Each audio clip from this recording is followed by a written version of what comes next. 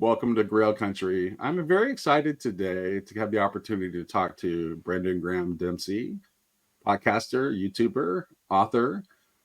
Brendan is known for his work, particularly in the idea of metamodernism. And Brendan has been kind of making his rounds in our little corner of the internet lately. And I feel like Grail Country is a corner of the corner that I think really has a lot of parallels to Brendan's way of looking at the world, with also perhaps some interesting differences. So I thought that bringing him into conversation with the Grail Country space, in as much as I'm representative of it, would be a good idea. So, Brendan, welcome. Thank you. Thank you for this. I'm excited. I appreciate you reaching out, and I'm excited to explore Grail Country with you, and get into maybe some of those confluences and differences, and hopefully people aren't entirely sick of seeing me hanging around this little corner at this point. But I think this will be really fun, and I'm looking forward to it. All right. So, uh, so here's I'm just gonna dive into it. Like, this is the first question I have for you is I've listened to you so far. Here's what I've listened to of you. I've listened to both of your conversations with Paul, and then I listened to your video on metamodern Christianity, and I was hoping to get a chance to listen to some more of your content this week, but like work was crazy and I didn't get a chance. But so those are the primary what I've listened to. And from the conversations I've heard, I would express my base concern as this: where's the meta? Mm. Where's the meta? Because it seems like to me, and I'm hoping you can show me where the meta is. I'm not Yeah. like I want to be fair to you. So my first question is, where's the meta? Because it seems to me like a lot of times it looks like what you're doing is like you see some of the dangers in postmodernism, and you're trying to like run an end around in order to like essentially reassert the same kind of like view from a superposition, but you're just describing it in a different way. Mm. And so there's that. And then the other thing I have is like, so that's like a kind of a general question is like, please, can you show me where the meta is? Like, how are we actually extending beyond the modern frame here, Yep. and not just trying to like figure out a clever rhetorical way around some of the challenges of postmodernism? Sure.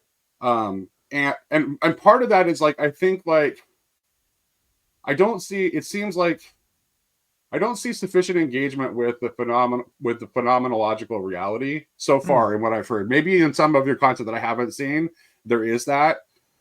And then let's just start with that. Let's just start with that. Yeah, that's a lot. Because that's a huge question. That could probably be the entire conversation.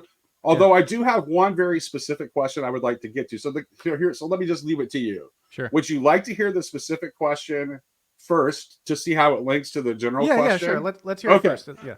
So the specific question is this. It's like, so why? I'm trying to phrase. I'm going to be careful about how I phrase this. Why do you think it makes sense to not believe people who seem credible when they claim that something miraculous has happened? Like, what justification is there for that other than just like, I have decided to default to the axioms of modernity, Right? which bracket that out as a possibility. Yeah. Gotcha. And then from that, how are we to think about? This could lead into a more interesting question. If we're truly looking for something that is genuinely a meta modernism, and not just like a bolstering of modernity through employing certain postmodern techniques. Mm-hmm. If we really want to get to something that's truly truly meta, Hmm. then where does how do we end up viewing the miraculous from that frame? Yeah, good question. Okay, Cool. so there. All right, yeah. So I like where's the meta? The meta it's like where's the beef, I guess. But it's interesting because in the past, when I've engaged with folks in the corner, they tend to get that there's a lot of meta here, but then they tend to say like, where's the Christ in this meta modern Christianity? So I was really surprised that you're asking where the meta is, because I feel like people get meta in abundance and they're like, So all right, let's see. I guess what I would say is that so meta, of course, is a Greek prefix, and it can mean a couple of different things. But meta in this context that I think is most important, it means beyond. Yes, And so we and can dig into. that's how I was using it in my Yeah, framing, just to make sure. So yeah. we're on the same Okay, cool. page. Yeah. Yeah, and I will just give a nod to other aspects of the meta modern conversation, because they also focus on some of its other meanings, such as between and with and this sort of a thing. But I like to focus on the beyond, and in my book Metamodernism, that is the meta that I principally use to bring to the meta modern conversation. And so meta means, yes, it does mean beyond, but it also means something a little bit more nuanced than that, right? Because when we think about something like metaphysics or meta psychology, there's an interesting history to where this kind of usage comes from, where and probably, I don't know if folks are familiar with this, right? But like using meta also captures the sense of like recursive reflection on something, Mm-hmm. right? So like a meta language is a language about languages, or a meta psychology, right? Yeah. So you can use meta to talk about kind of that meta move, like going meta, which means, and I'll unpack that in a second. But that's an extension of this sense of what should be understood by meta, is that there's some element of transcendence, of moving beyond, and then there's also this sense of the way people are like, oh man, that's so meta. And for example, right, like when an author is in their book writing about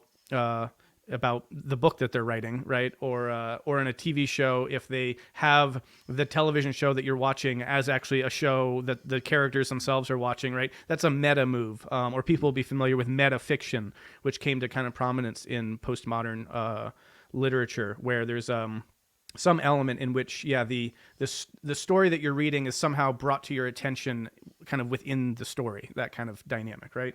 So this actually traces back to an interesting historical kind of accident where Aristotle writes the Physics, and so people read that, and then he writes another work that gets called Metaphysics. But in that sense, it kind of just meant it's after or beyond physics, but it really just meant like it's after physics. It's the one that came after the physics. But then, because of the content in that particular work, which had to do more with like God and causality and this sort of a stuff, people assumed that like metaphysics is like this whole other realm that sort of includes and encompasses and explains physics, that you kind of need a metaphysics to situate a physics. And so this use of the term meta in the way that I was just talking about, this sort of like reflective higher level perspective on something, basically arises from that in its origin, and since then has had a very like productive and it allows us to do some meaningful work when we're able to talk about this particular kind of recursive step where you're not just in the story, you're outside the story, but you're reflecting on the story and all that. So anyway, that's just a framing of the meta that I'm trying to get to, which is this movement of recursive self-reflection. And you could say, I talk about this in the book as recursive or iterative self-reflection. So it's a process that returns to itself, reflects on itself, and this is a pattern that sort of repeats. So where's the meta in metamodernism? Is that if you look at the progression of the pre-modern to the modern to the postmodern, you can understand that as a meta move occurring at each of those sort of paradigmatic shifts, right? That people started to become aware, all the way going back to like Petrarch, and the great conversation about the ancients versus the moderns and all this stuff, that really sort of emerges in a major way during the Renaissance. People had become aware that they were starting to move into a different kind of perspective than the ancients had inhabited. And so there was a lot of sort of self-reflection on what came to be called the Middle Ages, or I think Petrarch was actually the one who coined the term the Dark Ages, right? There was a sort of like sense that he had that he was living in a different time, and he was reflecting on what had been in a recursive way, and taking it as an object of awareness and critiquing it, right? Not just let's just say that that's an important aspect of this, that there's a sense of critique or judgment being made on what had been, and then this distancing from that and this sort of reframing of things in reference to that seeks to suggest that something now has moved ahead. And so this pre-modern to modern shift is in large part about that. And so the modern thinkers really define what they're doing in sort of a radical rupture with the past. It had been tradition and religion and superstition, and now it's reason and Descartes' doubt and kind of a foundationalist philosophy. Using kind of empiricism and phenomenological interrogation and all this stuff. And so all this is sort of like a recursive reflection on what had been, a critique of that, and then this sort of orientation towards something new that kind of characterizes the rupture. Right, but here's the question, though. Here's the question: Do you think, and we can argue about like when this actually begins historically, whether it's actually simply a historical phenomenon, or if it's actually like there are those that it would suggest that modernity is actually like a frame of mind rather than yes, and I think that's true. Rather than actually a historical period, right? Yep. Adorno said that it's a right. it's a yeah. Well, go on, but yeah. Yeah. So so I'm trying to so here's the question though, is like, do you think that there was actually a proper understanding as this is occurring, whether it's, let's just talk about it from the historical standpoint, because that's kind of how you set it up when you were framing it. Yeah. Do you think that that there was actual proper understanding of what they were critiquing, or had tradition already in this process started to like the ability to understand tradition had been gradually degraded, so that by the point that we're in like the full early modern, right? You mentioned Descartes, right?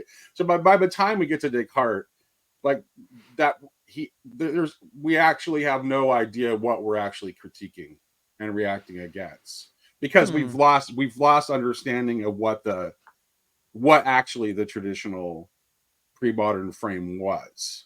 This is like if you watch, Barfield's is an important thinker for me, and what I'm suggesting is that the process of withdrawal of participation is gradual, and that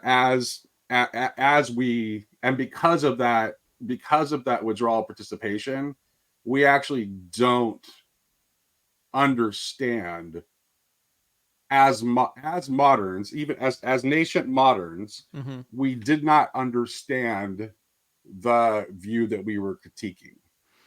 So that's like kind of, and this is actually, by the way, this is one of the other questions that I had for you. It's like, particularly when you're talking about the Orthodox, and I certainly have my critiques of like certain, I would be right along with you with certain forms that kind of like very left-brained, almost like autistic literalist forms that embrace of orthodoxy can take, particularly in the popular culture.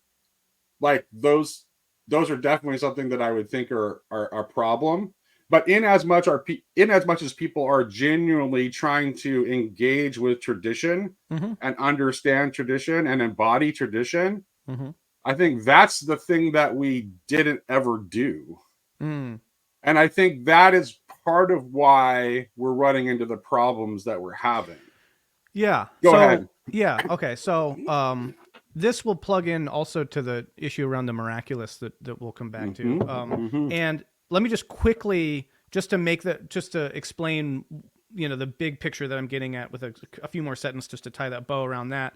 I would just add, so the the case that I would suggest is that the modern is reflecting on the pre-modern, but then you get the postmodern. I just wanted to make sure that we touched on Sure. that. Yeah. And that a similar thing is happening, and therefore you can see that there is a recursive, self-reflective move going on. That thought is sort of reflecting on these paradigms, taking them as objects of thought, critiquing them, and then sort of trying to move beyond them. And then I would say, Brendan, from my point of view, though, this is where I think we kind of differ a little bit. And I'm so much aligned with so much of what you're doing. I want to be very, very clear. And these are like, and I'm hoping, and also, by the way, this is something you'll hear me say a lot. I know that I'm wrong.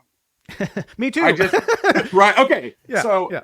But and it's only in dialogue that I find out precisely how I'm wrong and get to, and I'm able to get to, to a better perspective. So just want to be very clear about that. No, that's but good. To me, like one of the functions of postmodernism, to me, as an evolution of consciousness thinker, is to kind of humble modernity and remind it that it never properly integrated tradition. Yeah. So okay. So now that I just got the postmodern into the mix and tried to finish that off. So to that point, all right. So I'll try to come back to that more directly in terms of the history, but I want to throw another element in this that I think is important for the framing of it, and we'll see how this lands for you. That one of the things I think that was most valuable for my reading of like Ken Wilber's works was the way in which he takes up the evolution of consciousness sort of theme or motif, but tries to connect that with what we know from developmental psychology. And in there, he's really... Yeah, but see, here's the thing, though. It's like, that's like, to me, that's what I don't like about, and that's what I don't like about Wilber, because it's like, and if you ever around Wilber people, like people that are really into Wilber, there's this tendency toward, oh, we're more evolved than you. See, because I'm a turquoise person. Oh, believe me, I'm very familiar with those issues. Right. So there's a tendency when you start to frame it that way as like, so I think that's the problem that I have, and that's where I see it is trying to kind of like recapture. It's trying to recapture that idea of ultimate grasp that modernity has, and it's just like you're just doing it by a different method. You're just saying like, oh, because I have considered the most possible perspectives and I've integrated the most possible perspectives, I have a higher perspective. You're still trying to still trying to do the same thing modernity was doing. You're trying to claim a perspective that is above all their perspectives. Well, here's a question. If you don't have any way to relate perspectives to one another in that fashion, how do you avoid radical relativism of perspectives? This is great. I don't think you want to avoid radical relativism, and here's why. I think any concept of truth that is divorced from love is a delusion. Like, there is no such thing as something that is true that is not a part of the larger concept which we call love. Love is a higher unity than truth, and a truth that is divorced from love is precisely the kind of thing that the Genesis story about the tree of the knowledge of good and evil is trying to tell us about. It's like it's truth that it's truth. It is truth that is something. It is truth that is something that can be my possession, that I can have ownership over, and that I can gain power from. That's what truth divorced from love is. It is inevitably. This is also where the postmodern critique is right. It is inevitably linked to the will to power. The problem is that the postmoderns never go through the effort of taking the further step of deconstructing power itself and moving to the higher unity that love is. Okay.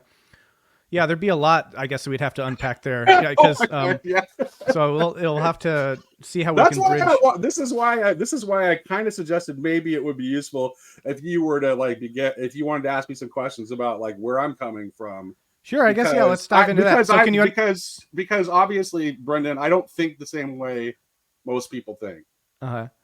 Well, good. Clearly, what most people are doing isn't working too well. So, we need some different ways of thinking, and that's what's worth exploring. So, I mean, we could either go that direction, or we could try to just stay on this topic and pull out, let's start with that, and then we can, if that doesn't, lead, go for it, man. Okay. So one of the questions would be, right, like, there's a 12th grader and there's a 6th grader, and they're both at different stages in their learning process. Is that not a loving? Is that not true because it's not loving because there's a difference between them? Well, I think this is like, okay, so this is the thing. It's like the kind of like, okay, so I am, at the end of the day, I'm a Christian. So when I'm talking, I think when I'm talking about love, okay, first of all, I mean, I can't avoid, like, I have to explain what I mean when I say love. I think, Right. So I guess we'll just go there. This conversation, unpack right? that a little bit. Okay. So for me, I think that a lot of Christians will, when they talk about love, they will only mean agape, and that certainly is the word that is used in John's epistle, in describing God. That the God that love is agape. Ho theos agape estem. Exactly. So it is. But I actually don't think that. I think that agape is still only a part of love, and that love actually is larger than that. I don't want to get into like a bunch of like esoteric stuff, but I would say that that like a way of analogizing it would be thinking of the spectrum of light, right? Light, we have like light manifests as like different as 7 different colors, right? And I think you have the 7 spirits of God in the scriptures that are talked about, and I think that like that love again has many aspects, but they're ultimately the single unity, right? And so agape is one of those aspects, but like God is love in the absolute sense, and he doesn't merely include agape, which is why the Song of Songs is in the Bible, right? So God is also eros. He is desire and that which we desire. Like he is both in our desire and the ultimate object of our desire. So I mean love in the totality of love and all of its aspects. But for the example that you talked about, it's most useful to think about agape, right? So if I'm in a position in life where I have like more learning and experience than you do, the loving thing is to me to act is to act in a educative and forming way in relation to you. In fact, I have a moral obligation to do that. And if I'm not doing that, then I'm failing in my moral obligation to you. Yeah, I agree with that. So if you use that as an analog, albeit an imperfect one, but just sort of what you've acknowledged is that it's okay to acknowledge knowledge asymmetries, and that to acknowledge that as a truth is not to deny it on the basis that it is not loving. We've accepted that based on what you just said, I would say. Right, but here's the thing: is that we still, if we just look at those knowledge asymmetries and we divorce them from aesthetic sensibility and moral imagination, then we're going to disconnect them from love, and it'll just be an analysis of power asymmetries. Sure. Yeah. And that's what I'm cautioning against. That's the thing that I'm cautioning against. And that's pretty much the only thing I'm cautioning against. Yeah. Okay. So I mean, I don't. What I was going to go with this was trying to employ the insights that we have from developmental and psychology and from learning theory as a kind of framework for understanding cultural evolution. And believe me, I understand all the kinds of objections that can be raised for that, and I can understand and appreciate the inherently problematic nature that, or let's just say the concerns that any kind of enterprise that would attempt to do that might justifiably raise. Yeah, go on. Have you had kids yet? Have you had kids? Okay. So let me talk. Let me just this might be more. Let me concretize this a little bit. So, as a parent, primarily, I have the primary role in forming and shaping my children and educating them and trying to help them grow in love and wisdom. And I also don't know if you can separate. There's no such thing as wisdom. Wisdom separated from love is just as much. That's why I think Bulgakov refers to He refers to God as like when his definition of Sophia is wisdom, love, glory. It's like all three at one time. Mm. So, but here's the thing: at least in my experience as a parent, I also learn things from my kids Sure. by watching my kids. There's always a reciprocity. What would be an example of that? Um, yeah, just like watching. I'll give you for example, like just like watching my kids when they're like really excited about something that like is really simple Mm-hmm. that I might take for granted, Yeah. right? Yeah. So there's a deep wisdom and a knowledge in that. And so I think this actually I think is a perfect reflection of like of how we should look at the knowledge of our ancestors, right? So maybe in relation to us in the evolution of I don't know if this is true necessarily because I think it's because again it's like it's the alpha and omega, the R key. The R key is also is the end. So I'm not Mm. entirely sure that it's just like, that we can look at it as just like a linear progression like that. That I think might be a mistake. But let's just assume for a moment that we could look at it as a linear progression. Even if it's a linear progression, that doesn't mean that there's not something that we forgot from the young, let's say the younger wisdom, right?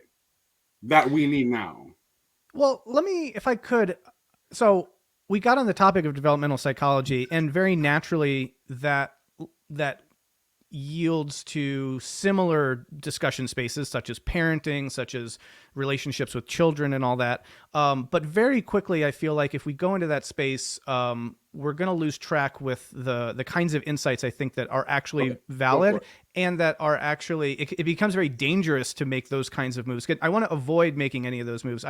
We really don't want to infantilize our ancestors. We want to appreciate that they were operating with I don't wisdom. either. I was just granting that because even if you do that, which you shouldn't do, I'm saying that even if you do that, even if you are viewing yourself as like somehow like in a more mature, advanced state than your ancestors, which is debatable, I would agree. Even if you're viewing that, still doesn't mean that you don't have anything to learn from Yeah, them. sure. Yeah. That was the point that I was trying to make. No. And I wasn't, don't get me wrong. I'm not trying to suggest that you were making that move. It's a very important move that I think has rightly been critiqued in efforts around these sorts of topics where once people dig into evolutionary theories of consciousness and once those get linked to developmental psychological frameworks, it's Yep. very easy then to make the kind of classic modernist mistake and just sort of Yes, look at exactly. ancient societies and traditional societies as being like children or childlike or something. And there's so many reasons why that's not true and it's wrong and it's very harmful. And so I want to make it very clear, not at all how I'm looking at this. That said, we can use learning theory, I think, in meaningful ways to Hmm. understand how thought complexifies and how that has occurred over the course of human civilization, such that you can meaningfully track the complexification of thought and how it shows up in different cultural paradigms in a manner that, yeah, learning theory can bring some insights to. Hmm. So that's yeah, to just be very clear, like the way that I'm looking at it. And when you do that, I do think that there are some meaningful mappings that wind up showing up. And um, you know, this is now, a conversation that would require a lot of nuance again because of the dangers that I was just talking about. So most of the time I'm in the position of talking about just trying to propose that idea because maybe people have never even heard of it. In a context where people are familiar with this idea, but then also very sensitive to the kinds of dangers of it, then we need to spend a lot more time unpacking what it is that this is actually attempting and how it actually works and how it's not how it's not a linear progression and how there are epicycles and how the relationship of the individual and the collective is in a feedback loop, et cetera, et cetera. It becomes a very complex issue. And so I'm not sure if, I guess what I would say though is that zooming out from all of that and Hmm. granting that we could spend some real time getting into the nitty gritty and really developing a very robust and I think very intellectually justifiable and defensible position around this basic orientation in a way that sidesteps or rather well, transcends the limitations of more limited, narrow applications of this form of thought that you see happening in modernity, that winds up leading to more colonialist and imperialist sorts of kind of infantilization schemas of human culture through an evolutionary lens. We can actually, this is a great example. Now that that's happened, we can reflect on that. We can see that was a bad thing. We shouldn't do that. And so, ironically, it winds up sort of proving the point that having had the experience, having those insights now gained, in that case very painfully, through the historical record as being embedded in a particular modernist cultural lens, we can stand back from that lens and reflect on it and critique it as we should. And that is thus the postmodern insight on that sort of a thing. Now, I want to come back maybe because, I think we need to unpack this thing around relativism, because I asked, if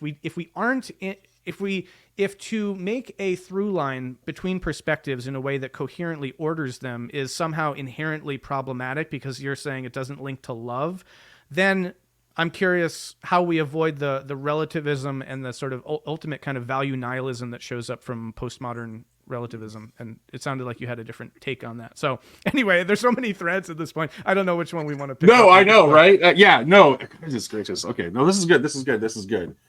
So, I'm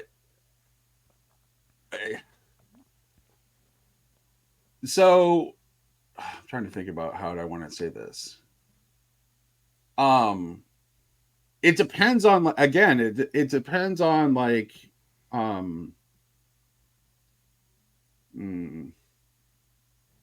let me just no. Actually, I'm going to go about this a different way. I want for, like, before I talk about like why I think maybe I'm more comfortable with the idea of relativism.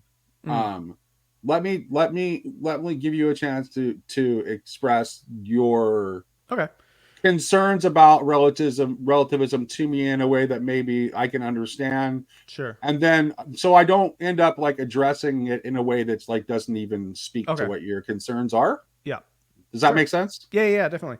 Okay. Yeah. So for me, the relativism that I'm referring to is the sort that really emerges in postmodern thought, which is,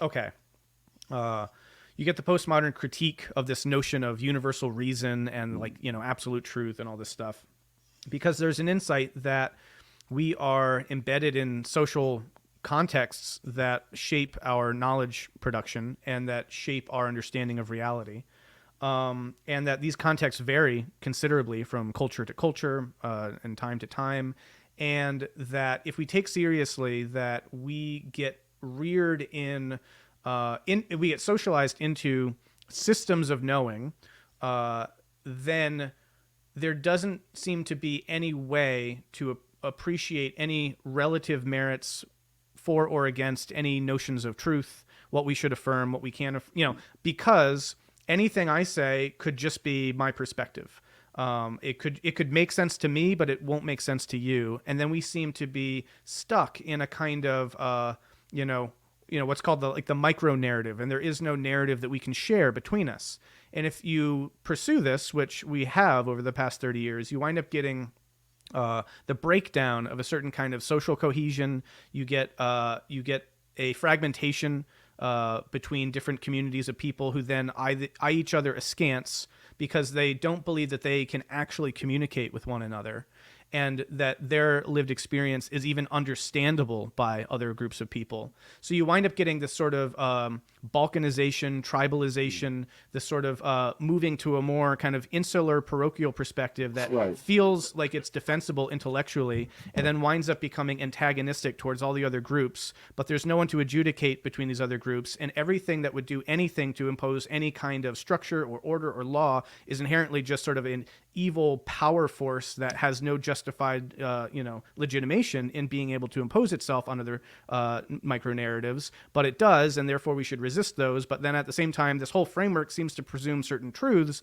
So isn't there a performative contradiction in the notion that there is no truth? So the whole thing is just a mess, right? And that's why I feel like we need to find a way to respond to it in a way that appreciates its core insight while also avoiding the performative contradiction and moving meta beyond it. That would be. Yeah. Okay.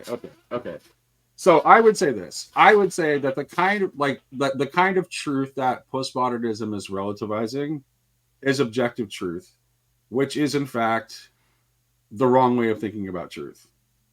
And so, and actually, I don't think postmodernism has like anything to say about truth in the kind of register that I would want to be speaking about truth. Which I gestured toward earlier when I said that there's no such thing as a truth that is independent of love. I wanted to avoid talking about, the one thing I did not want to talk about in this conversation was to get into conversation of what is truth, but I don't think we can avoid it. Quid veritas est. So, and I'm gonna put this out to you. Like, as far as like the most simple way I can conceptually talk about truth is to essentially present truth as unity. Like, so you can see, because truth is unity, you can be seeing it at different levels and different modes, because there are different kinds of unities, right? And so objective truth is, it's concerned primarily with truth that is related to the unity that you see in objects of the world, so that you can control and have power in the world, right? And there's a legitimate, okay, there is a legitimate place for that, so long as it is not considered the ultimate highest form of truth or the ground of truth, because we do need to do stuff. Mm-hmm. You know, and operate in the world and function. Yeah. But we can't mistake that as being the ultimate. And so this is where again, like, the postmodern relativizing of that kind of truth, just, I think, functions to humble us, to remind us that, like, oh, it's not the ultimate highest. No, and I agree. We agree on that point. I think it's great. We gotta integrate that insight of postmodernism. And I think working with this concept of unity as being like the simplest way of like getting at this very complex idea of truth, then we can understand how, like, if you look at like McGilchrist's work, right? I think that the left brain is concerned only on this level of truth as like the unity of objects, which can be manipulated and broken into parts and reassembled for power and control. Like, that's which doesn't mean that it's useless, but as McGilchrist's work points out, it can't be the controlling factor of a civilization, or the result is disastrous. Yeah. And I think that's kind of like, that's the trajectory we're on. So if the evolution of consciousness, if we think about the evolution of consciousness, Brendan, not merely as something that happens in the horizontal plane, so we're thinking of evolution only as horizontal, so that it just moves in a line, you know, forward on the horizon, you know. I'm familiar with lines. Right? I know those. Okay, right. But if we think it is also having dimensions of verticality, then I think then that kind of is like an image that can point us toward like a better way of thinking about this. So that's the simplest way that can try to represent what I'm talking about. Okay. Well, let me unpack a little bit some other things and see if these fit together. Okay. So it seems like, so we're in agreement that, like, good postmodernists, you did a good job when you showed us that objective quote unquote truth is not absolute truth, and because there are these other modes that need to be taken seriously, and that was a blind spot, you could say, of the modern paradigm that tend to that's like that. Barfield uses like the image of like Odin on the world tree, and like the one-eyed vision of modernity. It was myopic. So so then the postmodernists come around and they see that there's more to that picture than what the modernists were seeing. Now, I would call that a meta move, that they have transcended the limitations of the modernist frame by being able to bring to awareness more factors that need to be appropriately considered. But I think it's more like the end of it. I think it's because I think, honestly, what I see postmodernity as being is just like kind of like modernity, like taken to its own absolute conclusion. Okay. I think post-modernity is essentially the conclusion of modernity, and modernity is essentially shown to be contradictory and problematic on its own axioms because of what it ignored. Hmm. That's what I would suggest. Yeah, and I think that, I guess I would just say that's true of all the cultural codes, right? Bingo. Yeah. 100% yes. Yeah, and I think that's precisely right, which is why that's the perfect point to point into like why we have to look at the religious element. Mhm. Because the religious element, although often, I mean, obviously it has a close association with culture, what the religious element is trying to direct our attention toward, is something that is beyond that. Beyond what, when you say that, what do you mean? That beyond those mere cultural beyond the limits codes, of the knowledge beyond of the cultural limits, codes. exactly Yeah. right. Yeah. It's trying to awaken our what I would call our moral imagination and our aesthetic sensibility. That's why those things are so deeply connected with religion. That's why religion ends up expressing itself in like the development of moral codes and expressions of beauty, all that kind of thing. I would agree with that, and I see it similarly. I mean, you know, yeah, really, we do think a lot. There's a lot of similarity in the way we think about this, but I just want to. Yeah, it's more interesting to poke at the differences. No, of course. No, and let's not undermine the differences. I think we are coming at this from very different angles too. So let's try to explore those. I mean, I guess you know, and I should note, right, like the thing that I'm mostly doing isn't metamodern secularity, it's metamodern spirituality, right? So exactly, the religious and the spiritual elements are crucial. They're the whole point of my work, and they're the whole the meaning crisis, which thank God we have a term for that now that we can kind of meaningfully just sort of gesture to and people know what we're talking about rather than having to lay it all out. So thanks, John Vervaeke, for your 50 hours. My audience will know what you're talking about. What's that? My audience will know what you're talking about. Yeah. Sure.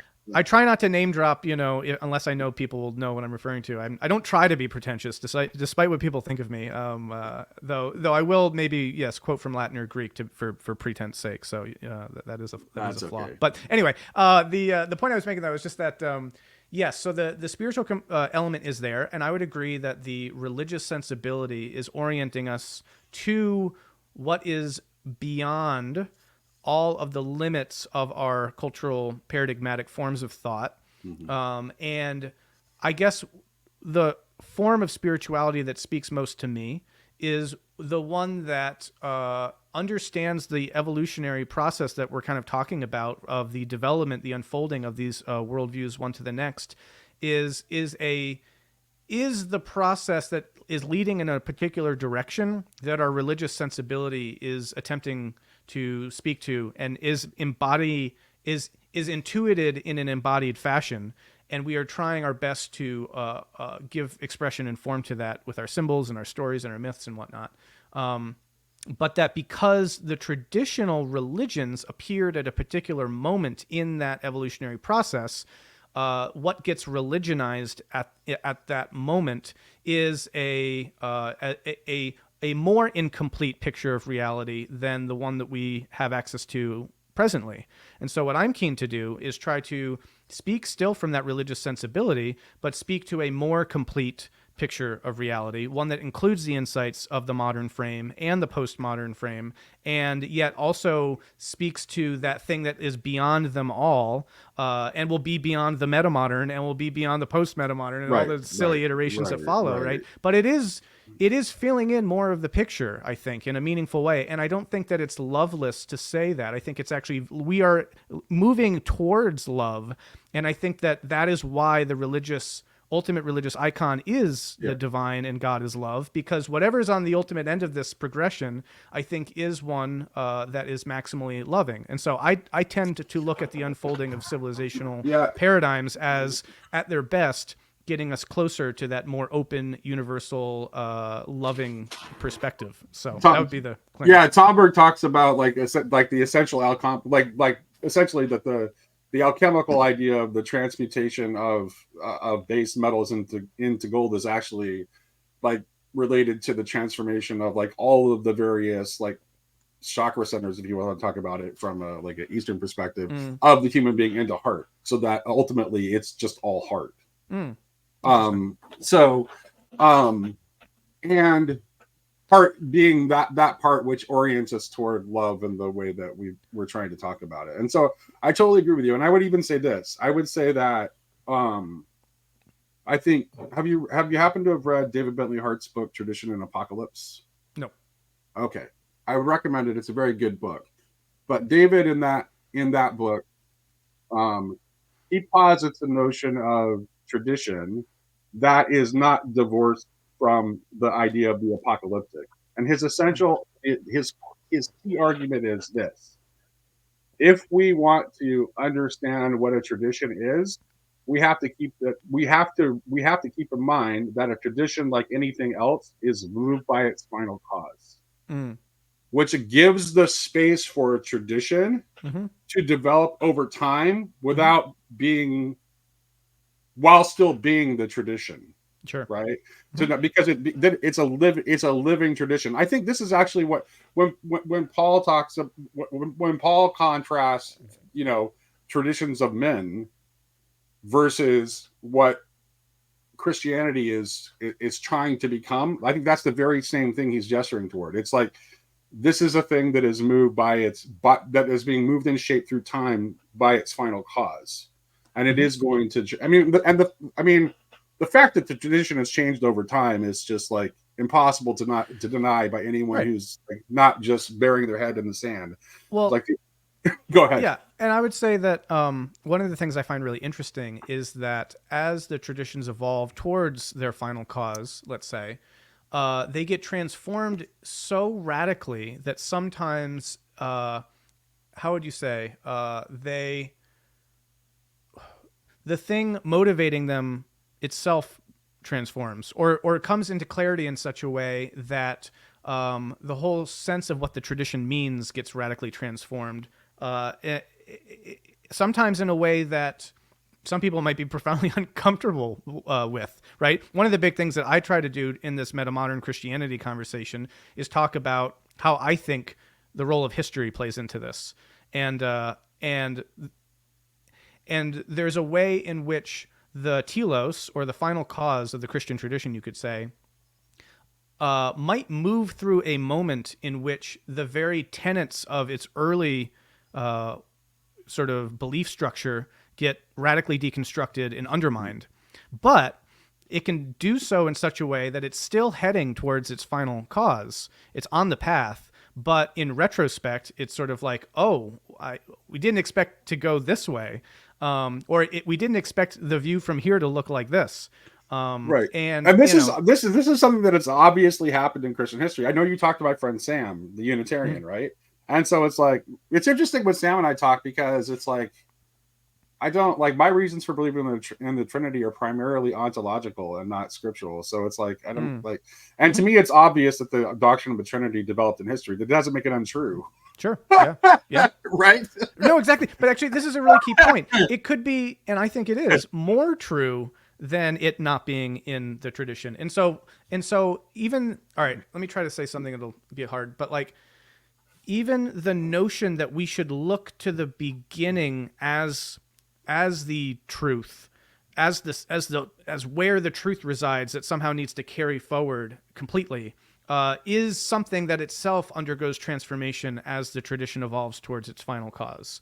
Meaning, there is a time that comes, or can come, in a tradition where it gains a sense of awareness on its own history and tradition that it recognizes it needs to radically reinterpret, including what parts of the tradition do we even look to as being sources of inspiration? Right. So this dawning realization that while yes, that like we are correct in intuiting that there is a likeness between the end and the beginning. There's no actually going back to the beginning. This is Barfield's point, right? Like this is why final participation like has to pass through the withdrawal participation, has to pass through modernity. Like there's no avoiding that pathway. Yep. There's no just going back to original participation. It's not happening. And all I want, and my whole point, my whole, the thing that got me into these sets of conversations is basically to make that point. Because when I look around and see a lot of the conversation, it looks like people running to get back to original participation, and Right. not like orienting towards what a final participation might look like, which is just the whole progressive orientation that I want to add. But into here's the thing, conversation. though. I would say this. Here's what I would say in defense of that, Brendan. And it's like, I think Peugeot, like at his best, Peugeot when he's at his best, like some of the things he said at Chino, it's like he sounded like Barfield, like so much on the stage at Chino. It's kind of like, it's like taking notes about like all the different parallels where it like sounded very Barfieldian. And like part of, but one of the things that he said that I think is true is that it's like there's a way in which I think even that stuff, although it has a certain, to me aesthetically, it's not appealing and it just kind of like sets me off. There's still something in the kind of LARPing that's going on there, and it is definitely like it's definitely a LARPing. Uh, There's still like it's still making the proper movement. It may not be the best possible movement that could be made, but it's still trying. It's still trying to. It's acknowledging that there's something that it's not that it's not just a straight linear progression, right? That there are also like there are these vertical layers, and that there's a way in which the beginning is connected to the end. And so sometimes sometimes that we have to look back in order to go forward. And certainly if the backward looking just becomes an obsession, and you just become a reactionary, you'll end up undoing yourself and deconstructing again and hurting those around you and the world. But there's still some good in that impulse as long as you can advance past that. There was an interesting piece I read a while back from like an Orthodox Christian who like wrote about his own transition from like ortho bro to like properly mature Orthodox Christian. And I think like that was like, so in a way it's like maybe some of these young men, and it's mostly young men, right? Mostly young men from evangelical backgrounds like ours that are doing this. And so I think it's like, we'll see where they are in 10 years. I don't know. Yeah, exactly. Yes, that's exactly right. No, and both in good and bad, right? I mean, like, hopefully, yes, that deepens into then a nuanced, like, all right. And I just tend to use the framework of learning because it's how I think about the development through spiritual journeys, right? That we gain experience and we gain insight and we gain wisdom, and like that's a good thing. And like where we are towards the end of that process should look very different than where we were at the beginning of it. And I think that hopefully that does deepen into a more nuanced and sophisticated and open and complex forms of relationship with those faith traditions. That's great. I also worry about those folks who will, wind up basically just burning out of these communities or going on to LARP to the next thing, or, you know what I mean? And right. So there's like I don't want to communicate the sense to people that I'm saying people shouldn't be trying to home themselves in deep religious traditions. Quite the contrary. I just think that the way that we make sense of that should draw on the relative insights that we now have at our disposal that folks who initially articulated some of the frameworks and theologies in these particular religions didn't have access to. And if we're going to be living flourishing, thriving, sustainable lives in today's world, we need to relate ourselves and orient ourselves towards those religious traditions in a manner that can also somehow engage with those other insights. Because it's going to be difficult for us if we don't, and if we think we can essentially sidestep some of the difficult notions that these insights have raised by just sort of taking the best of postmodern relativism and then saying, all right, so I choose to live an orthodox life and bypass modernity or something. Well, I mean, to me, it's like the more fundamental question is like, is it like are you living in a way that is oriented toward love or the restoration of the heart or not? And that's like, I mean, that's and I mean, so I would wonder what you would make of this though, because like there's also So I tend to draw a lot from complexity frameworks, because that to me is, it's not just about unity, it's about integration. It's about more and more parts No, coming I'm glad together. you said that, because it's not. Because actually, this is what this. So this is something I did in order to keep the conversation about truth as simple as possible. Uh-huh. I didn't point to the unique feature of love as unity is that love is the unity that also includes diversity and multiplicity. Yeah. It is the unity that allows for diversity and multiplicity to exist, Mm-hmm.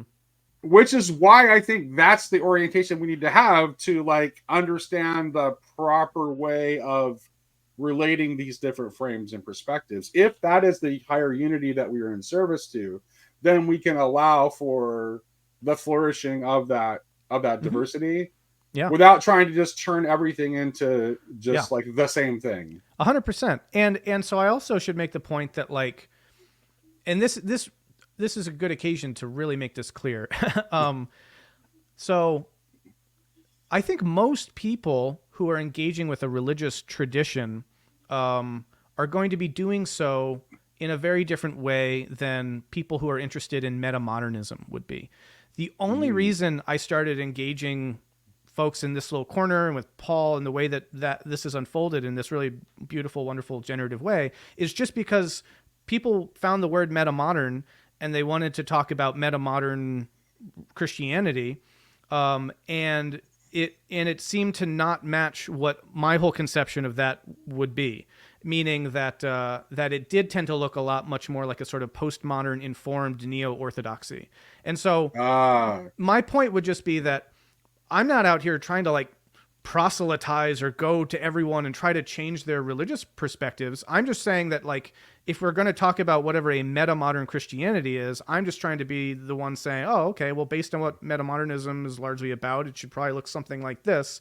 And if it's not that, then maybe we shouldn't be calling this meta-modern Christianity or meta-modern religion or whatever. And as soon as people don't want to use that term, like, people don't have to see me anymore. They can be like, yeah, all right, good, that Brendan guy's gone. Oh man, because and not that I'm, also to be clear, I'm not trying to like police this term or like say, oh, don't use this term or whatever. It is what it no, is. I But think I yeah. think Brendan. Let's like here. Okay, let's. I think you strike me as a good guy and intellectually honest guy. So I think like there's a way in which this is necessarily aspirational, right? It's Mm-hmm. like it's not like we don't know whatever it is. We don't know what it looks like yet because of the whole Sure. final causality thing that we both talked about, right? Mm-hmm. So we don't know because we're still moving into it. So I think what it is like it represents being in a position where you're willing to be moved into it. Mm-hmm. Like you're not going to resist that whatever transformation that you need to undergo Mm. in order to be moved into it. That you're willing to cooperate with that and Yeah. not to resist it. Yeah. And which is I think is simple. You know what that is? That is a refusal of idolatry. Yeah. I think so. That's I what mean, it's that's how I frame it. right. I think you're right to frame it that way. Mm-hmm. As long as it's an orientation. Here's the problem: when it's like, if it gets to if you start like this is what it is and you start defining it, I think it loses its utility. I think it loses its best utility and best and what's the best and what is good about it. Because the minute it starts to try to define what it is, then I think that's the part where I talked about like at the very beginning, the first thing I started. It's like, aren't we just modern? Aren't we just Mm. modernist thing again? Yeah. You Yeah. know, we okay, this is what it is. We know what it is. It's like I'm not saying you can't like it. You can't not saying you can't say it might look like this, Uh-huh. or it might like obviously you can gesture toward it what might be involved or what you think might be happening. Mm-hmm. But we want to be careful about saying this is the thing, Yeah. Yeah. I agree. especially when we're in the middle of the process. I agree. Okay, Yeah. And I thought you would. I thought you would. well, and to be clear too, so I've been part of meta modern conversations for over 10 years now. And the whole term and what it refers to and includes and incorporates and connotes has morphed and shifted and expanded over that time in a way that even within that term, there's a lot of diversity. And so, yeah, but there are certain kind of contours, right? So in this book here, the Metamodernism book that I wrote, I tried to kind of lay out a bunch of the different parts of that conversation and then tried to say, well, what do they all have in common? There's a kind of synthesis project there, and the picture that I got from that is the sort of iterative recursive reflection thing, and which you find in elements of Jason Storm's work, and you find who's drawing on Hegel, at least in the kind of architecture of the advance of thought, but it's in Hansi Freinach's work, which of course is drawing on the integral, or at least is inspired by integral frameworks and that sort of a thing. And then there's a lot of focus on Bildung and learning theory and developmental orientations to these sorts of things, and all of it seems to cohere into a kind of coherent picture, which I found really personally very heartening. Despite that diversity, there seemed to be some orienting aspects to this thing that seem to be like, okay, well, whatever this thing is, it has this kind of mood and vibe and set of informing principles to it. And so that's all I was trying to do with this book. And so I'm working from that sort of perspective. And but it may also very well be the case that whatever I'm thinking of as this thing, to bring back that notion you mentioned earlier, that modernity isn't just like a period, it's a cognitive sort of approach, or it's a mindset. Whatever this thing is might just be that, and its periodization efficacy might be very minimal. Like, I already see profound shifts in the way that Gen Z is coming up, and the kind of cynicism and nihilism and pessimism that are going to, I think, wind up returning to the cultural discussion in a big way in the future. I hope not, but that's the kind of impression I'm getting. So this meta-modern thing might just be sort of a blip that lasted for a couple of decades, and maybe because I also don't want to suggest either that history unfolds in this linear way and simply develops in a particular way, right? I mean, like, obviously not. Look at the medieval period relative to the classical period and the shifts that occurred there. And, so there are these cycles. The point isn't to suggest that history ineluctably moves in a particular direction. It is, though, to suggest that as ideas and thought, let's say, accumulate over the course of civilizational unfolding, and get interacted with, and the discussion deepens, there will naturally be a kind of move into reflections on reflections on reflections that force us to incorporate more elements of information and change our perspective to try to integrate new frames into our perspective that we were missing. And I guess the theological point that I'm willing to draw from a lot of that in my spiritual work is that orientation is towards one of more inclusivity and love, and more of the things that I would associate with the. And part of that inclusivity and love, I think, is like to engage with some of the thinking from the past in a loving way. Sure. Right. Yeah. So, and I think when we do that, sometimes, first of all, we discover like some of it is like far more radical than we realize. It's well, like, and frankly, I mean, honestly, it's like, well, Jordan Daniel Wood, the theologian, is a good friend of mine, and he's kind of noted for like being one of the few Catholic theologians that's pro Hegel, but he never read. But here's the thing, though, he's a Maximus scholar. And he had never even read Hegel when people first accused him of being Hegelian. So he went and read the things that he was saying that people accused him, that it made people accuse him of being Hegelian, came from Maximus the Confessor. Well, I wonder if there's his Maximus, lens on Maximus.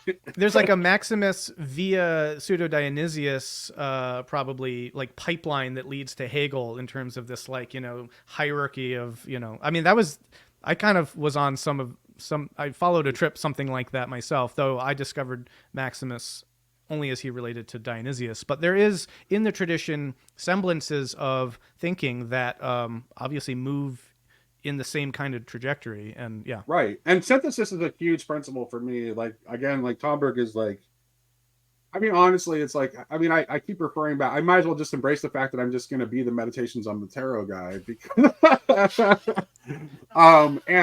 but I think like Tomberg is like synthesis is his entire, is like his dominant theme. For example, like the chapter on the Hermit that I just reread this morning, essentially, like the way he reads the Hermit, and the reason like the number of the Hermit is 9. Is that the Hermit is actually about like resolving like the 3 fundamental antinomies of the way we look at reality.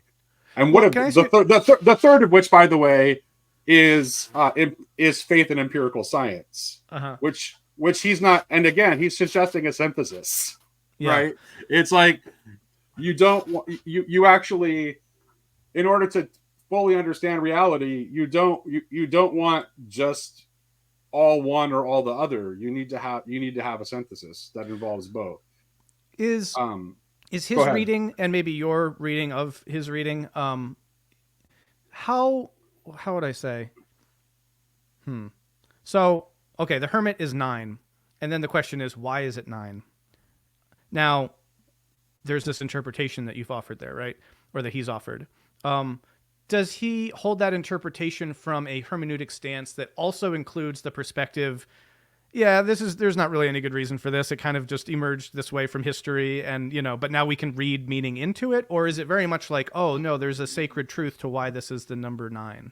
Well, he actually does. So he does talk about, like, okay. So he does in this chapter and in several places throughout. He does talk about the fact that essentially, have you ever read The Reign of Quantity? No. Okay. It's The Reign of Yeah, make Quantity me a book is list. okay. It's Rene Guénon's critique of modernity, and it's Oh, okay. like I have I have problems with Guénon, but it doesn't mean he doesn't have some insight. And I think his essential claim that modernity is primarily about the reign of quantity, I think, is right. Mm. So Tomberg talks about like how number actually has a qualitative dimension that the ancients always were aware of, that we've kind of lost touch with, Mm. whereas we're just focused on the quantitative dimension. Mm. Whereas, like, and this is particularly, I mean, I know you have enough Bible to know what I'm talking about right away. But Mm-hmm. it's like, so when the Bible is talking in terms of number, Mm-hmm. it's talking in terms of that qualitative sense of number when it's talking about number, almost invariably. Yeah, I mean, but at the same time, it's interesting, right? Because there are different cultures, and even if there are pre-modern qualitative appreciations of number, it's interesting how those are also different, right? Isn't it intriguing that like 8 is more of the number of completion in Eastern traditions than it Yes. is, right? So then it's like there's not a universal quality of number; it's like a culturally contextual. Which Yeah. which points directly back at how I wanted to talk about truth in the first place, which Mm-hmm. is again this unity that also includes diversity. Yeah. The point is that the point is that you're sensing that numbers have a qualitative dimension to them. Mm-hmm. It's not it's not so much about like what numbers you choose to use to represent what qualities is not really as important as the fact that, like, just there's Yeah. this sensibility that there is a qualitative dimension to numbers that maybe isn't apparent to the left brain, Yeah. but But is it's still part interesting of. though. Go It's ahead. interesting because the qualitative aspect will shift across cultures, but the quantitative aspect doesn't. And Yes. so I think while we might critique the overemphasis on quantification in modernity, at the same time, it does speak to a powerful integrating aspect for human culture to be able to all be able to talk to each other in a way that they can all understand. You see what I'm saying? Like there's No, I something, think, but there's this something okay. there. Oh boy, this is like okay. To me, this is like this actually. Okay, this is going to seem really weird, but this is where my Excellent. mind went. So I'll just go ahead and say Okay. it. Yeah. So this actually, to me, this points toward like the fact that this is partly because of the fact that we are fragmented, and the process of and part of the process of us transforming everything into heart is um the integrating of those fragments. And so I think this is like what the idea of Christ and the gods points to, both macrocosmically and microcosmically. Like, because we are like, so there's a way in which like the the the deities, the pagan deities, from what, pick your pantheon, whatever, they actually represent fragments of the fragment itself, or powers of nature, all of Mm-hmm. which are integrated in what we conceptualize as Christ. Hmm. Like that's like that Christ represents those things in unity. And I think there's actually like pretty obvious symbolic gestures that that's kind of what's going on like in the Bible. That's like there's that that's why there's that weird link between like the number of apostles that sent out and the number of the gods of the nations. It's like Well, there's so these weird symbolic gestures toward that. Go ahead. yeah, no, I mean hermeneutics, right? Am I right? Hermeneutics is interesting, and how do I want to say, like, well, I I guess the hang up for me, or the thing that I would want to dig into is, okay, on that number 9, it's not saying that the hermit is number 9 because there was some profound, like, inspired insight that went into the formation of the tarot from, divinely connected people who like had this profound insight, and this is now enshrined in the numbers in the tarot deck. I don't think that that's the right hermeneutic reading. That's not what he's saying either. Okay. That isn't what he's saying either. He's suggesting this is a symbolic reading of why the hermit is 9, that it's possible. He's also when he offers the three when he offers a synthesis of each. So the fundamental antinomies that he talks about synthesizing are idealism, realism, nominalism, and faith in empirical science. Like he sees these as like the 3 fundamental antinomies that the hermit is like, that is the mission of the hermit to try to synthesize. Yeah. Okay. And but this is a reading, he posits a possible synthesis of these within the text, but he also says that he says the entire point of the tarot is as a spiritual exercise. So the point is for you to engage in the spiritual exercise and attempt your own synthesis by taking each of the polarities fully seriously, and getting yourself to the point where you can begin to see a synthesis. But the synthesis has to be personalized, because if it's not personalized, then it won't transform you. So I think I'll use this as a good like use case or test case to like try to articulate what I think a meta-modern approach to Christianity and religion in general kind of brings to the table, and is that so if one can hold simultaneously the notion that there are symbolic readings of things that can be of great value, that are really powerful, that open up the imagination, that do all sorts of positive things in the spiritual life of a person with a text. Hold that here, right?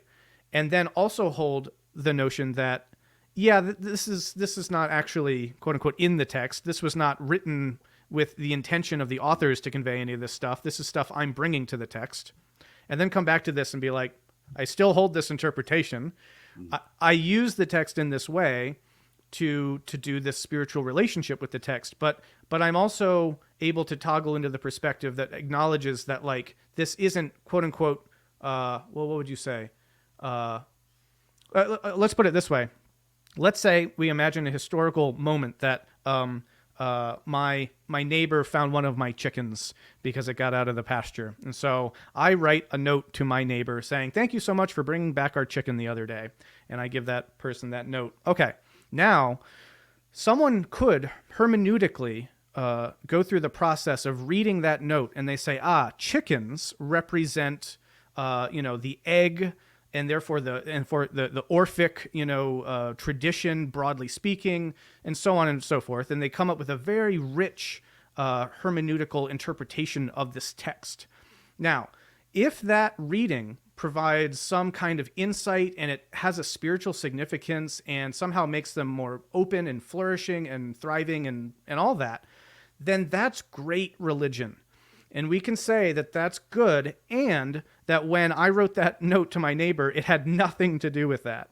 And so I want that that dynamic. No, I don't know that. No, I don't know that I'm willing to say that. Okay, yeah. Because here's the thing. Because it assumes that you know yourself in terms of all of the layers that you have in a way that you actually may not have. And also, if we're talking about doing this like through time. It's like we have absolutely no idea what was actually going through the mind of the author of a text when they wrote the text. And part of the reason we don't know that is that even the author does not know all of the things that are motivating them to write about the thing they're writing about the way that they did. This is most obvious in poetry, but it's actually true of anything that we write. Now, I would agree with that to some degree, but I would also say that clearly we do history, and so even though we can't know with certainty what people were thinking and this and that, we can kind of make pretty good educated guesses about what things meant in their context. And the more information that we have about the context, the more that fills that in. And so if we don't allow us to say that about things, then we aren't allowing ourselves to know anything about anything that we didn't immediately experience ourselves, because we could always overread every single text to be about so much more than it is about. So there needs to be, I think, or either way I would put it, is that one of the things that the modern lens allows us to do is do history as best as we can with all its limitations to try to bring out what the basic originary meaning of that text probably meant in its most basic sense.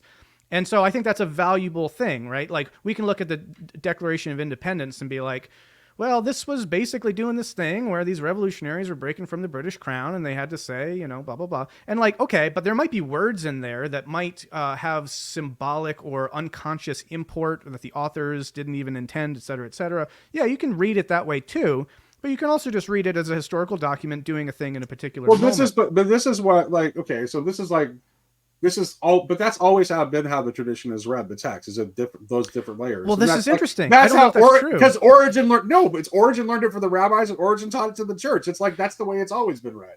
But what's interesting, though, is that those were all pre-modern readers. And then when you get the development of historical critical methodologies that can do history in a way that wasn't possible before, you do get new readings about into those materials that didn't exist in the past. And so, yes, there is the kind of four readings of scripture that Origen talks about, but he's talking about like, okay, and then Jesus went to the tax collectors and said X, Y, and Z. That's the surface level reading there, right? He's not getting into the whole thing that would happen centuries later where people are like, oh, actually, but this text is only in John and not in the synoptics. So like, blah, blah. That just wasn't on his radar at all. And so when you do historical readings from that lens, they reveal new. So let me ask you this: what is the telos of history as a discipline? Say more about unpack that a little bit more, so I know. What you mean. Okay. So, like, what is the purpose of history as a discipline? Like, what is it? What are we trying to gain from practicing the discipline of history? Yeah, which is, by the way, a very modern thing. Yeah. It is. Like, definitely. There's no notion of history in tradition or the ancient world. And I 100% agree with that. All right. Yeah. Okay. Yeah. I mean, so this is a great question. This is my first hot take on trying to answer it. It's something like the aim of historical assessment is to get as close as possible as we can to what happened in space-time. Right. So it's inherently bound up with a correspondence theory of truth. Well, it doesn't have any vision beyond a correspondence theory of truth. So that means that history is only useful if what you're looking for is correspondence. But a correspondence theory of truth alone is an inadequate truth theory. Because of all the things I said back at the beginning of the conversation. Yeah, well, there's a lot of work being done by what you mean by correspondence theory of truth, so we'd have to unpack that. And then there's, is it only doing that? I don't know. That doesn't immediately land for me as Catherine Pisstock's Aspects of Truth, by the way, another book recommendation. Yeah, and fantastic. I know. Yeah, Pisstock is on my list already.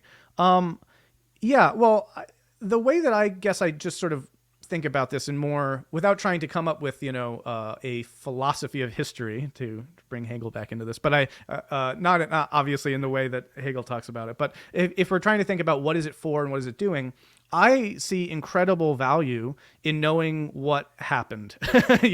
And I'll put it this way, right? Like, of course you do. No, there's the thing. It's like, okay, so at the end of the day, we're both moderns, right? We're still like, modernity may be coming to a close, but it is certainly like, well, I'm definitely a modern based Because I'm over 50, and I would say that you're still at the end of the day a modern. So there are certain things that like come with the territory about that. So like caring about what happened is part of that. Yeah, I think, and that's a good thing about modernity. Like, if we don't care about what happened, then then more bad things happen. If we don't care about what happened. There we go. Okay, Yeah. that's great. Okay, Yeah, and I'm so like, I wasn't able to finish my telos of history part because I wanted to bring this in. Go for it. Right. So like, so it's not just we do these things in a vacuum. We do the sciences of various kinds for humanistic reasons. Ultimately, we want to increase our flourishing and our well-being and our viability. And for example, no one is writing a history on whatever this thing is, right? Because it's not useful for anyone. People write histories on things that have significance to us. So the very fact that we write certain kinds of histories and not others, all of that is built into a hierarchy of value. Most of that's implicit and unquestioned and all that. And so, yeah, I want to be clear about that. So I do think that when we do history, it is to inform it, or how would you say, it is to enhance our viability and our flourishing, and it speaks to our values in a way that allows us to transcend, to be better off than we were before. And I think that history, to that degree, has a progressive element to it, meaning it carries us forward, and we can learn more than we did before we did history. And I think that that's a valuable thing. So I don't know if I would say, I don't see any of that actual, that was wonderful, but I don't see any of that actual fruit coming from the discipline of history as we actually have it within our era, like within modernity. Yeah, then it becomes a different question of like the kinds of systems and institutions that currently aren't working very well and why, and that sort of a thing. And I mean, of course, again, I'm a harsh critic of modernity. I know some people think I'm just a modernist, but if you do watch more of my videos or read some more of my books, I'm pretty mean to modernity. So and to postmodernity too. So that's why I feel like we need something like a metamodernity that can get the relative insights of each and avoid the problems. But yeah, I mean, no contest there. Our institutions of learning are broken and failing, and so but that doesn't necessarily mean then that like historiography is bad. You know what I mean? It's sort of like we're not living up to the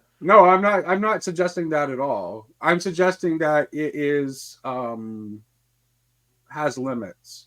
Yeah, of course it does. And that it operates within a particular frame, and that maybe the application of it to a religious text is monumentally inappropriate. Well, that's the last thing you said there is really interesting. I'll come back to that in a second. But let me just say this to the point, right? Like, okay, the more I live, the more the way I tell my story changes. Okay. I've gone through a lot of different periods in my life, and at any given moment, when I retrospect on where I've been and how it got me to where I am, I focus on certain events as being seminal and important along that trajectory. As my future changes, the moments that are important take on new significance in retrospect. I mean, Kierkegaard, right, said we can only live going forward, but we only understand our lives looking backward. So with time, things change about the story, and the meanings of our events in our lives and our biographies change. Yeah. Meaning my history, as I would write it today, will be different than if I were to write it 20 years from now or 20 years in the past. And so what I mean by that all is just that, again, these are value-laden stories that are doing things for us that are more than just recounting facts, right? History is not just a recounting of facts in some value-neutral way. It is value-laden, and it serves an end. And I do think, though, that when you look at the history of humanity, you can start to point out seminal moments in ways that are the value-laden thing. See, now you think when you start talking about history as like being value-laden, I think that you do like connect it back to like the kind of like proto-history that wasn't really history as a discipline that you actually do see in the ancient world, because that was always done. Like take something like Plutarch's Lives, like it's value centric. It's like these people are being go for it. Okay, so So here's the difference, though. When I tell my biography in a value-laden way, I'm not going to make shit up. I'm not going to be like, and then I rode on a donkey into the sky, and that was when I knew I wanted to be an editor of academic journals. Right? I don't do that. Yeah, I don't like how many. Okay, so here's the thing, though. Well, can I finish this point real quick? Yeah. I think moderns are a little too quick to say it made it up, and there's something to me. It's like there's something about the position that the modern places himself in relation to the text that already problematizes their reading of the text, because they're already standing in this position where they're above the text and they're reading it only from a third person objective view. They're making there's no real love there. There's no attempt to enter into the text from the first point of view, and so I think which would actually lead them into a fuller understanding of the text. If you were to pick up the Quran, would you try to enter into a first-person perspective of a devotional Muslim? Well, that's a fantastic question, and I think this is where here's the thing. I would say, speaking of Catherine Pickstock, Catherine Pickstock says this very interesting thing in After Writing, where she's talking about. Well, this I can't talk about this without talking about like what my religious imagination looks like. So we'll just have to do that because that's okay. Pickstock has this line in After Writing, like around page like 108 to 112, somewhere in that area.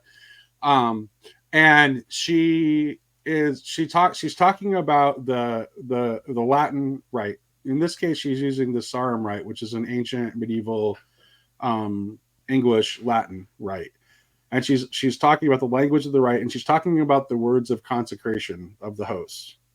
This is my body, and she says, not only are these words not of ambiguous meaning, they are the source of the meaning of all other words. So, which is the point. And when she says that, she's clearly pointing toward Christ as the divine logos, as the divine word itself. So the idea, in as much as you are able to see intelligibility or coherence in anything, in some sense, at least what you're looking at is Christ. So is it possible for me as a Christian to read the Quran and encounter what I would express as Christ? Yes. For me, scripture is all words. All words are potentially scripture. So to me, what about a Richard Dawkins book? So there's Christ in Richard Dawkins's literature. Yes, there is, because there is Christ in a Richard Dawkins book. It's Christ in a Richard Dawkins book because there is the logoi or the logi of Christ is in Richard Dawkins and trying to transform him. So of course I can encounter Christ in the works of Richard Dawkins. I can encounter Christ in the poetry of Charles Bukowski. I can encounter Christ in the plays of Shakespeare.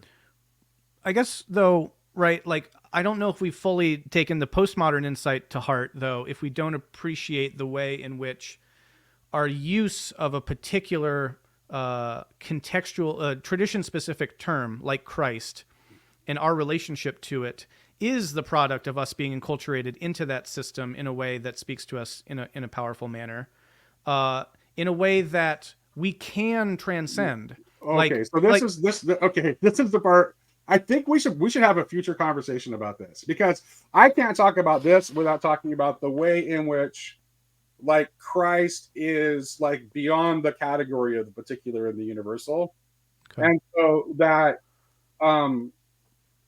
and that's a long conversation. Well, yeah. Let me say this. So because I want to bring this back to what you were talking about in terms of the qualitative aspect of number, right, and how this relates to modern hermeneutics. Where, okay, you're talking about the modern reader being above the text and not situating in the text, and therefore this throwing off their whole understanding of what the text is about. Now, okay, what I want to suggest there though is that, as we were talking about earlier, the qualitative aspect of number shifts cross-culturally. So we'll just say that. The quantitative aspect doesn't. And the fact that modernity is quantity-centric is an outgrowth of the fact that is where we can all agree. Now, what's interesting is that when scholars come together from that modern hermeneutic to read the text, they're very likely to find some form of consensus. Obviously, there are academic differences and different opinions and that sort of a thing, but there's usually on almost, any given set of topics, except for like fringe experimental physics and that sort of a thing, there's sort of a general Overton window of sort of consensus views that are all using the same kinds of evidence and the same, all of that. No one's just going to say, oh, I don't read X, Y, and Z. If they're going to be a serious scholar, they have to have read that, and then they have to grapple with it, and they have to incorporate it in their interpretation, etc. So because of that, you wind up getting in the modern secular frame a kind of space where people could come from multiple backgrounds and yet still be seeing the same sort of thing in a way that's radically different from if they were to try to abandon that frame and jump into that first person traditional lens and try to live from the qualitative. And then it's going to be much more cross-culturally specific. And what it was interesting, and I asked you this now, and I asked Paul Vanderklay in various contexts where we're talking about the value of, perspectival relativism and kind of the postmodern insights related to text, and sort of like, okay, but why do you only apply this to Christian texts? Why do you only use the Christian imagery? If you were to apply the same ways of thinking that get talked about in a lot of TLC spaces to other religious materials, it all applies there as well, right? So why be a Christian? Why not be a Muslim? Why not be a Jew? It's like all the arguments are the same, but then the only answer is, well, because I am a Christian, or I was born a Christian, or whatever, or it's the tradition that I like. And then we're in relativism, and then there's like nothing to be able to adjudicate any of these. And I would posit that secular frame allows you that, way to get above the text in a way that is a new lens. It's obviously not the only or the sole or the most superior lens, but it's a new lens that then allows us to get some consensus and coherence on what the text means in order, to reach that space. So I don't know if any of that, hopefully that made sense. I don't know if you have any thoughts. No, it made sense. It made sense. I can follow your argument. It doesn't land for me, but it made sense. Because I think, let's see here. I think that you think what I'm saying is more particular than it actually is. And I don't think that you quite are grasping the way in which that what I'm trying to talk about using Christian language is pointing beyond the particular and the universal. And part of that, and part of this has to do with this. This ultimately has to do with the conception of the divine. And I would say, I think it would be best to, honestly, I think that would be best to save for a separate conversation. Sure, yeah, that sounds good. I really do think that would be best to save for a separate conversation, because I think that while certainly I believe in the power of I believe that the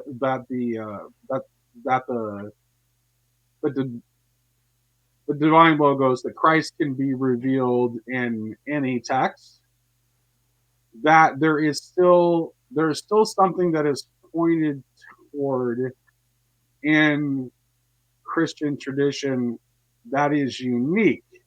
But at the same time, that uniqueness is fundamentally unitive in its structure. Okay. Because the love of Christ is not in competition with other loves because of the nature of what Christ is. And this has to do with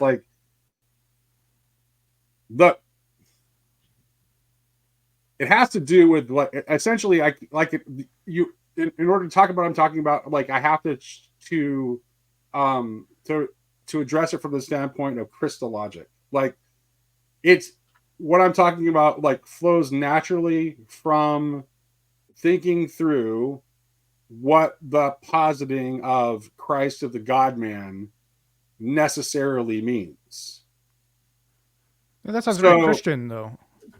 What was that? It sounds very Christian-centric. That's a very Christian framing of this, right? So then you get a Christian cosmology and a Christian worldview, right? And then it's sort of can you read the Quran? Are all Muslims Christians then, right? And then it's sort of well, that's a kind of an odd way of looking at it, or you know what I mean? Um, okay.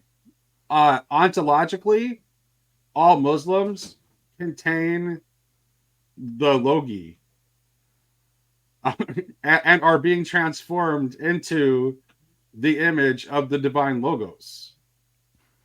And that's just like, and it doesn't have anything to do with what their religious doctrines or dogmas Well, that's or good though. So, but propositions you are. can use logos, and that is a more universal term, and it's a Greek word. It just means like pattern or word or No, I don't idea. want to just use logos though. And here's why: because Okay. logos can still be thought of as disincarnate, and I think that's the problem. Because and the problem is disincarnation. Like that's actually one of the problems of modernity is its Mm. disincarnation because of its disconnection from the phenomenological world that we actually inhabit, its disconnection from embodiment, and its failure, and also, by the way, theologically, its tendency to overemphasize the transcendence of God.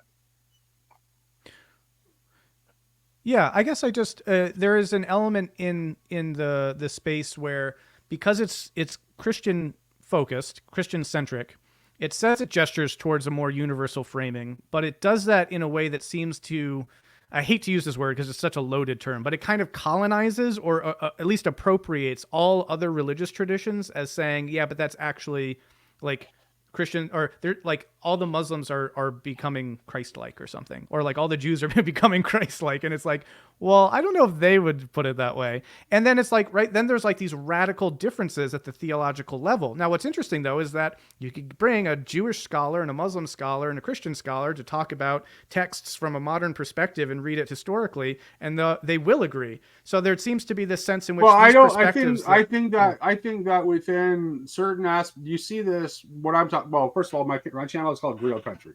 So one of the thing that I'm talking, the Grail is one of the ways in the West of talking about the thing that I'm talking about. mm-hmm. Okay, Yep. The and pearl of great price. within the Sufi tradition, you have the idea of the hidden Imam, right? Same. It's pointing toward the same thing. Is it though? And It's kind of the question. yes, Is it right? Okay. definitely Okay. yeah, it's definitely pointing toward the same thing. And There's like Buddhist Nirvana, or is there no, a not a, no, not no? no. Buddhist Nirvana is not. So okay. So actually, in general, like the East, the religions of the East are generally like oriented more toward escape from illusion than they are transformation. Hmm. Right? That's just like, and it's not, which isn't to say that there's not truth in them, Hmm. but there's a difference in emphasis. So, um, I mean, at the end of the day, I'm like a Christian. I'm like seriously very much a Christian. Yeah. Even though I'm this like even though I'm this weird, universalist, like broad-minded kind of Christian, I'm fundamentally a Christian. Well, this is a great thing. So when I was saying Which is kind of like the core, like this is like kind of like the core of like where I think we disconnect. maybe Even though we have there's admittedly a lot of overlap and a lot yeah of agreement. It's like I just don't think that I don't think like to me like the incarnation simply is creation. yeah no I just wanted to say when we were talking earlier about the issue of traditions evolving through time and reaching points of radicalization that wind up transforming retroactively the tradition itself and how we interpret it. This is one of those cases, right? Because I think you're gesturing towards something. Some of the ideas that you're getting at, I could agree with, which is that there's this. Right.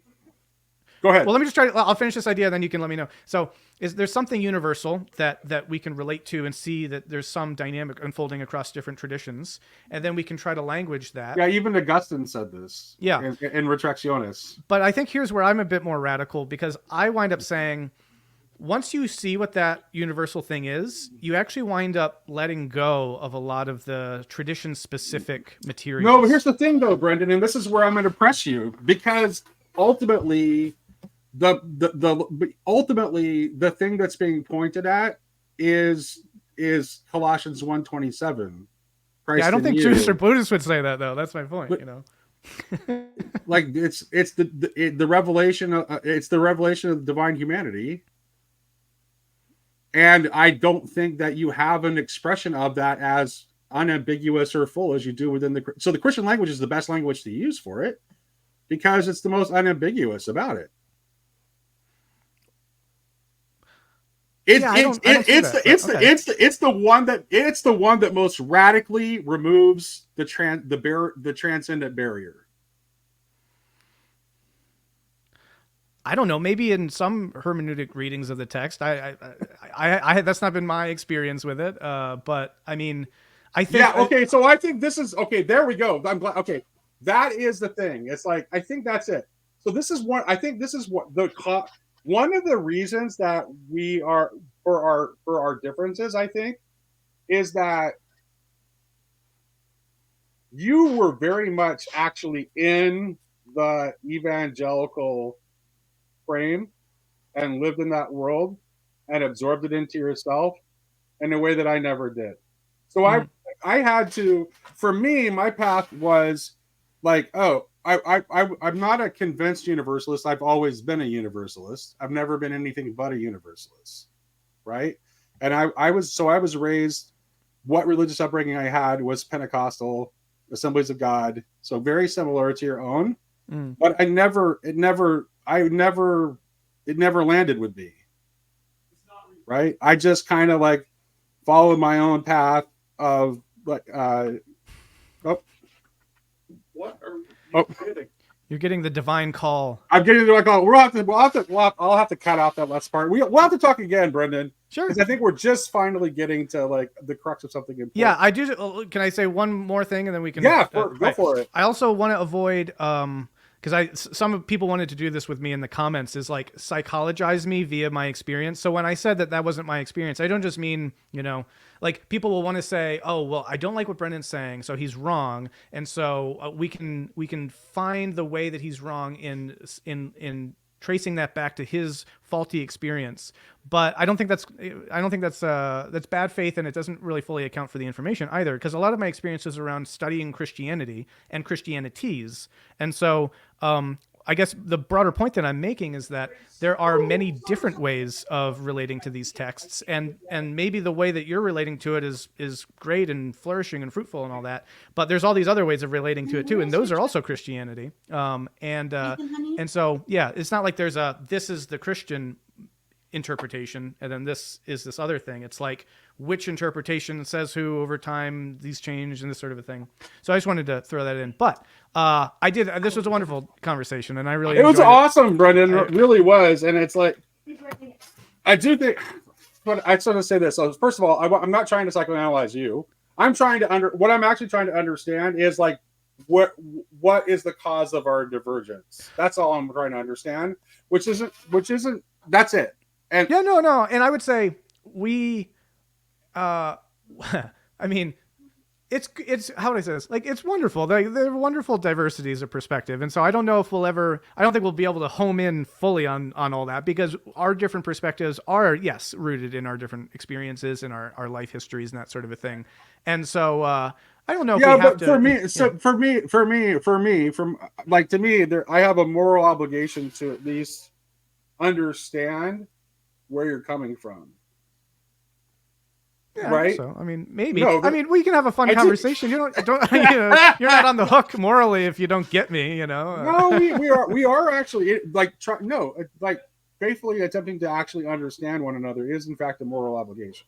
I think that's and we can try our best for that. But these are they're fun. They're great ways of circumambulating around some very important topics, and I appreciate your perspective, and it helps me get a better sense of what this little corner is all about and the different diversity of perspectives in it. And so I've really enjoyed these conversations very much. But I know you've got to run, so I'll let you go. but yeah, thank you. It was really good talking to you. Yeah, my son has a counseling appointment. I need to write him a check. Gotcha. Oh, okay. That's what it is. All right. Godspeed, my friend. Take care. This was a blast. Later. Yep. Right, bye-bye. Okay, honey. It's for